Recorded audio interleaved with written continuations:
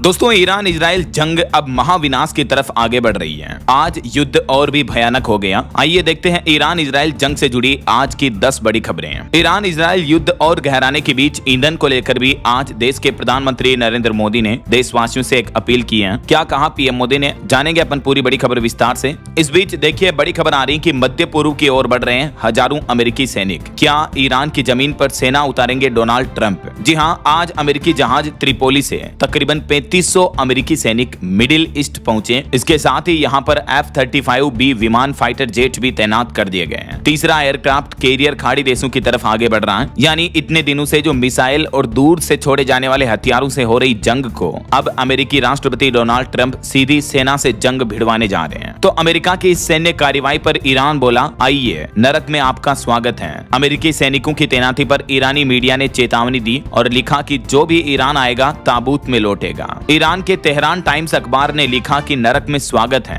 America ने उतारा USS Tripoli युद्धपोत। 3500 अतिरिक्त सैनिक की तैनाती करेगा अमेरिका। खर्ग द्वीप पर कब्जे करने की तैयारी की जा रही है। वहीं इधर अमेरिका के साथ ही तेहरान पर, जो कि ईरान की राजधानी है, यहाँ इजराइल के भी आज फिर से ताबड़तोड़ हमले देखने को मिले। लेबनान में अब तक 5 पत्रकारों की भी मौत हो गई पिछले कुछ ही घंटों में। इस वजह से काफी तनाव का माहौल है। पश्चिम एशिया का युद्ध क्षेत्र दिन ब दिन और भयानक होता जा रहा है। यह संघर्ष आज 30वें दिन में प्रवेश कर चुका है, यानी 1 महीना हो चुका पूरा मिसाइल और ड्रोन की गरज को। इसके साथ ही पूरे मिडिल ईस्ट क्षेत्र में तनाव का माहौल है और भय का माहौल, जो कि अब काबू से भी बाहर होता जा रहा है। इस बीच आज अमेरिका से एक बड़ी खबर देखने को मिली। देखिए, अमेरिका के सभी 50 राज्यों में अमेरिकी राष्ट्रपति डोनाल्ड ट्रंप के खिलाफ विरोध प्रदर्शन शुरू हुआ। बहरीन के एक एल्यूमिनियम प्लांट पर भी अटैक देखने को मिला। जी हाँ, ईरान ने सऊदी अरब स्थित US एयरबेस पर भी हमला किया, जिसमें 10 सैनिक घायल हो गए। और अभी एक दिन पहले आपको पता होगा, ईरान ने दुबई में भी US ठिकानों पर हमला किया था। यहाँ भी 500 अमेरिकी सैनिकों को निशाना बनाया गया। तो UAE, दुबई, सऊदी अरब समेत कई देशों में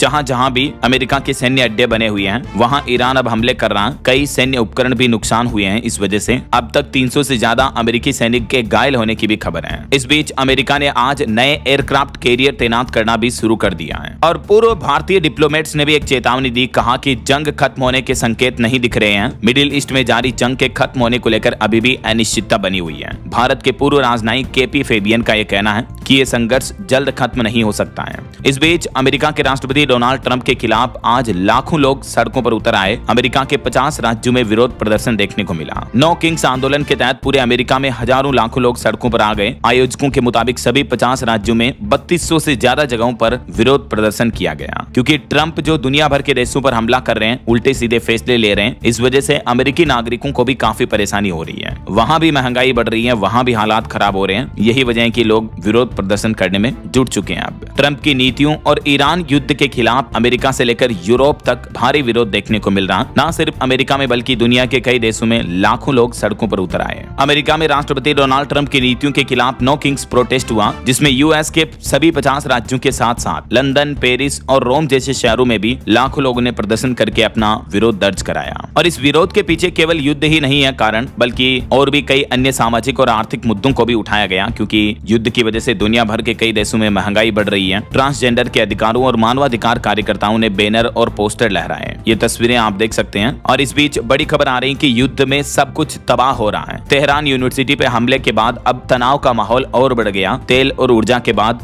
विश्वविद्यालय, स्कूल, कॉलेज, यूनिवर्सिटियों को भी निशाने पर लिया जा रहा है, यानी इन जगहों पर भी हमले किए जा रहे हैं। पश्चिम एशिया में जारी तनाव के बीच ईरान के Islamic revolutionary guard corpse IRGC ने अमेरिका और इजराइल से जुड़े विश्वविद्यालयों को लेकर बड़ा सख्त बयान जारी किया है। IRGC ने चेतावनी दी कि उनके क्षेत्र में स्थित अमेरिकी और इजराइल यूनिवर्सिटी भी अब वैध निशाना बन सकते हैं, यानी वो इन यूनिवर्सिटी कॉलेजों पर भी हमला कर सकते हैं। ईरान ने साफ साफ चेतावनी दे दी कि अमेरिका के और इजराइल के जहां भी दूसरे देशों में भी कॉलेज, यूनिवर्सिटी बने हुए हैं, उन पर भी वो हमला करेंगे। और वहीं देखिए बड़ी खबर दोस्तों, खाड़ी देशों में चल रही युद्ध की मार का असर हमारे भारत के भी किसानों पर पड़ रहा है, क्योंकि खाड़ी देशों में नहीं भेज पा रहे हैं उत्तर प्रदेश, पूर्वांचल की सब्जियां। लाखों का नुकसान हो रहा है, क्योंकि यहाँ से संयुक्त अरब अमीरात के शारजाह, कतर, बहरीन जैसे खाड़ी देशों में सब्जियों का एक्सपोर्ट होता है, लेकिन सब्जियों का निर्यात ठप होने से किसानों की परेशानियां बढ़ गई है। 1 महीने से निर्यात बंद होने के कारण कारोबार टूटा हुआ है। वाराणसी एयरपोर्ट से भी कई उड़ानें रद्द हैं। और अगली बड़ी खबर देखिए, ईरान जंग पर पाकिस्तान ने 3 देशों के साथ मीटिंग शुरू कर दी। सऊदी, तुर्की और मिस्र के विदेश मंत्री पाकिस्तान के इस्लामाबाद पहुंचे।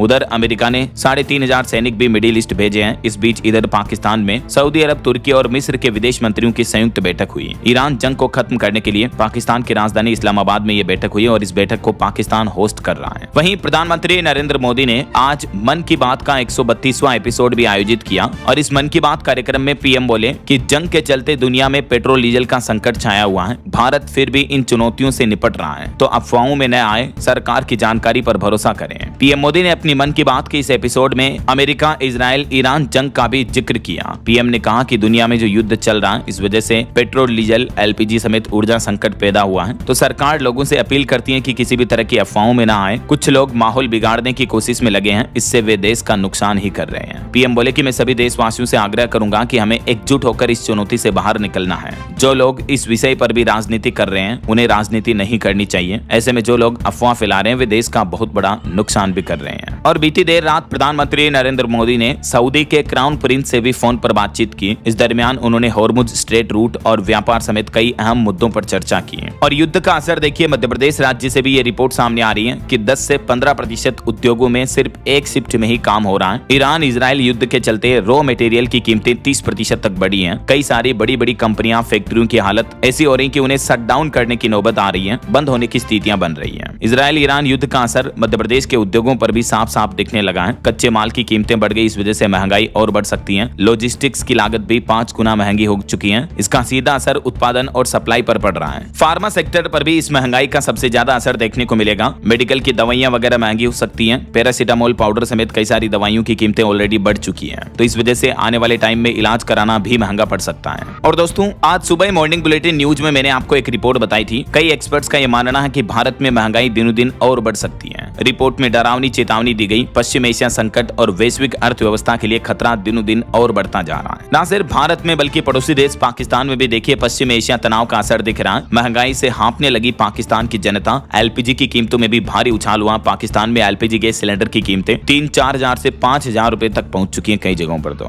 इस बीच खबर है, ईरान ने युद्ध खत्म करने के लिए अब एक नई मांग रखी है अमेरिका के सामने, जो कि ईरान देश को मालामाल कर सकती है। अरबों डॉलर की कमाई होगी। दरअसल ईरान की सबसे पहली मांग तो यह है कि हॉर्मुज रूट को ईरान छोड़ना नहीं चाहता है, और दूसरा, हॉर्मुज रूट पर अब टैक्स वसूला जाएगा टोल टैक्स की तरह। यहाँ से गुजरने वाले जो बड़े बड़े जहाज होंगे उनको टोल देना अनिवार्य होगा। ये प्रमुख मांग भी रखी है अमेरिका के सामने ईरान ने। वैसे अभी भी हॉर्मुज स्ट्रेट पर ईरान पहरा बनाए हुए है। भारत समेत कुछ मित्र देशों के जहाजों को छूट दी जा रही है, लेकिन ऐसे में सवाल ये कि क्या अभी यहाँ से टोल वसूला जा रहा है? तो फिलहाल तो टोल वसूला नहीं जा रहा, लेकिन ईरान के संसद भवन में इस टोल वसूली के मुद्दे को लेकर समर्थन बना और जल्द ही हॉर्मुज रूट से गुजरने वाले सभी जहाजों को अब यहाँ से चार्ज देना पड़ेगा। हॉर्मुज रूट के दोनों ओर तकरीबन 2000 जहाज हरी झंडी मिलने का इंतजार कर रहे हैं, फंसे हुए हैं दुनिया भर के अलग अलग देशों से। और इधर डोनाल्ड ट्रंप का प्लान है हॉर्मुज रूट को अपने कब्जे में ले लिया जाए। अमेरिका इस पर कब्जा करना चाहता है। बीते दिन तो उन्होंने इसे स्ट्रेट ऑफ ट्रंप भी कहा था। उसके बाद उनका ये बयान भी काफी चर्चा का मुद्दा बना हुआ है।